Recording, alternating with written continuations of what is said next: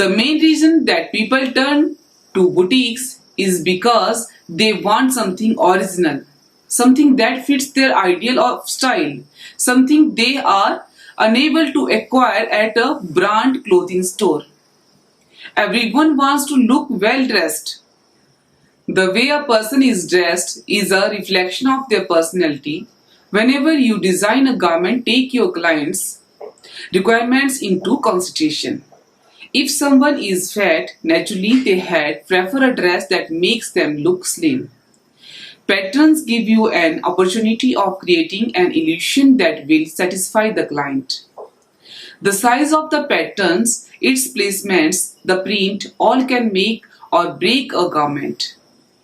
Some people have a natural inherent sense of patterns. Patterns making, color scheme, blocking, and generally creating a good aesthetic. If you are lacking in this field, creating good garments may prove to be difficult. You should also understand what kind of ornaments go on to make a garment better. Rather than filling up on various techniques, design the garment carefully and precisely. This way your work will seem more professional. Good work and satisfied clients will give your boutique a good reputation. Now I will explain certain points to you need to keep in mind in order to keep your boutique business running smoothly. First of all, you need to set the boutique up depending upon its scale. If the boutique you are opening is a local small scale boutique, then decide on the detail accordingly. Buy the machinery depending on the amount of production you would be doing. It's a good idea to start on a small, efficient level and branch out with time. Next comes the question of the raw material. It is best to buy raw material from local sellers. That way, you can inspect the quality of the material yourself and return it if you find any deficiency. Buying from local sellers also reduces the cost of transportation. The risk involved is clearly less when you buy raw material from local markets. They are also cheaper. However, if a certain area is famous for a kind of material, you can also order it from there. For example, the silk markets in South are famous for their high quality silk.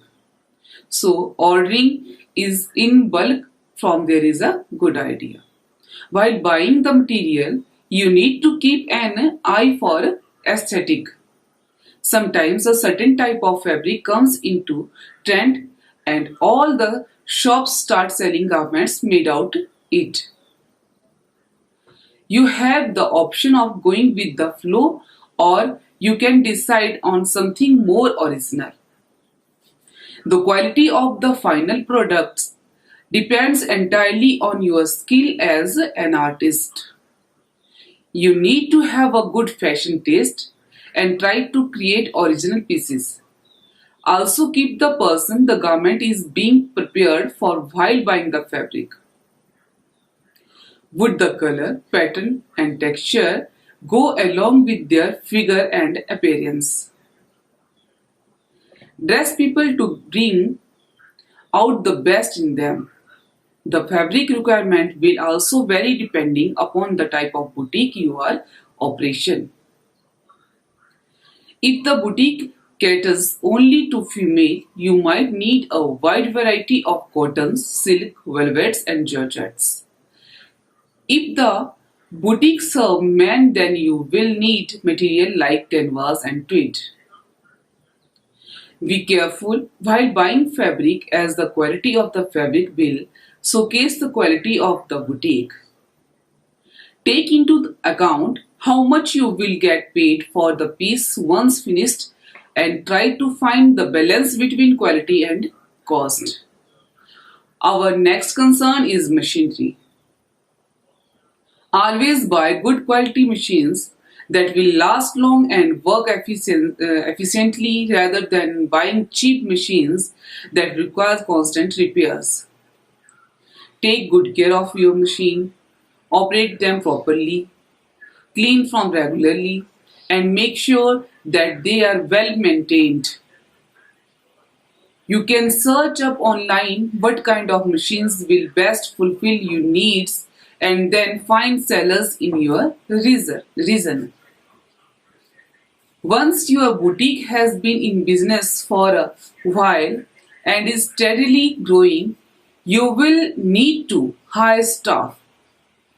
Don't just hire anybody. Hire people that are trustworthy both in nature and their work. A good craftsman can make even an average piece fantastic. Stay on the lookout for good workers. Craftsmen in this field are usually paid on a daily basis, and the amount paid can be negotiated on the basis of the work done. A good quality worker may ask for a salary as high as 20,000 rupees. Dressmaking is an art, so first and foremost, you should be creative and have the ability to illustrate your ideas on paper. You should be able to draw what you visualize and make other people understand the image that is in your head. You should be able to accommodate the requirements of the client and create something that will fulfill both your artistic expressions and their conditions.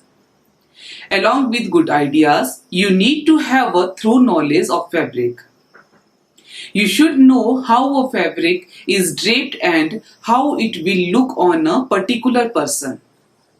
You should be able to choose a fabric that suits your design. Should know which fabric go well together.